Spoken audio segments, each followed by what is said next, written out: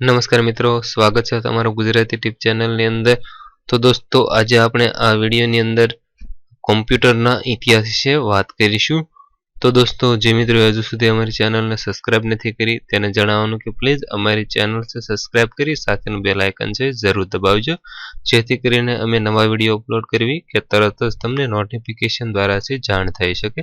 તો દોસ્તો, આજે આપણે કમ્પ્યુટરના ઇતિહાસ વિશે વાત કરીશું. તો ચાલો જોઈએ. તો સૌથી પહેલા તો એબેક્સ વિશે માહિતી મેળવી. તો દોસ્તો, આ છે એબેક્સ. 500 વર્ષ અગાઉ ચીનમાં ગણતરી માટે વપરાતી એક લખોટા જેવી ઘોડી કે જે સોરોબનના નામેથી પણ ઓળખાતી હતી. તો દોસ્તો, આ છે એબેક્સ, જે 500 વર્ષ અગાઉ ચીનની અંદર ગણતરી માટે વપરાતા હતા. ત્યારબાદ જોઈએ આપણે નેપિયર્સ બોન્સ. 1614માં નેપિયર નામના સ્કોટિશે ગણિતના ગુણાકાર કરવા માટે વિકસાયેલું સાધન જે નેપિયર્સ બોન્સ નામે ઓળખાય છે, અથવા તો નેપિયર્સ બોન્સ પણ કહેવામાં આવે છે. તો આ છે નેપિયર્સ બોન્સ.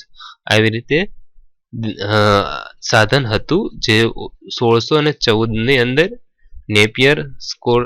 નેપિયર્સ નામના સ્કોટિશે એટલે કે ગણિત શાસ્ત્રીએ બનાવેલું હતું.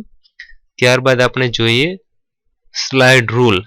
તો નેપિયર્સ બોન્સમાંથી પ્રેરણા લઈ અને વિલિયમ ઓડ્રિસ નામના એક અંગ્રેજ ગણિતજ્ઞે 1620માં સ્લાઇડ રૂલની શોધ કરી હતી. તો આ છે સ્લાઇડ રૂલ, જે આવી રીતે દેખાતું હતું.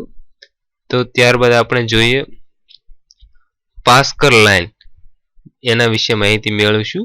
તો 1642માં સરવાળા બાદબાકી કરવા માટે બ્લેઇઝ પાસ્કલે, એટલે કે આ વ્યક્તિનું નામ છે બ્લેઇઝ પાસ્કલ, તેને ગણતરી કરવા માટે એક યંત્ર શોધ્યું હતું જે પાસ્કલ લાઇનના નામે ઓળખાય છે.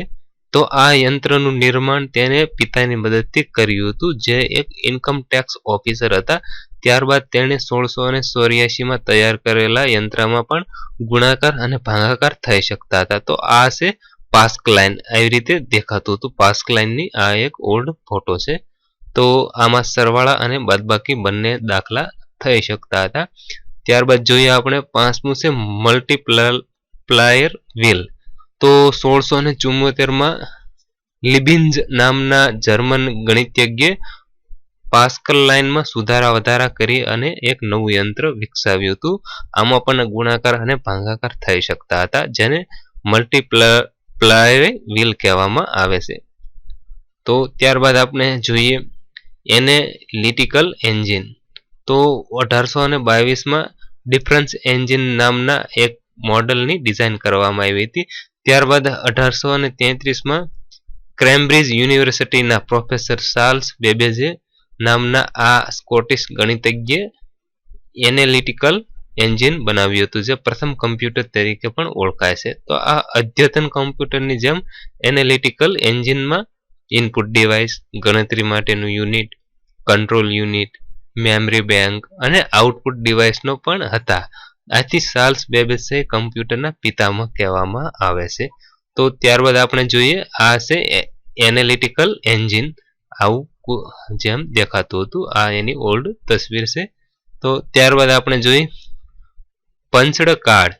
1890માં હર્મોન હોલેરિથ નામના અમેરિકને જનગણના વિભાગમાં એક આંકડાશાસ્ત્રીએ જે વીજળીથી ચાલતા એક યંત્રની રચના કરી હતી.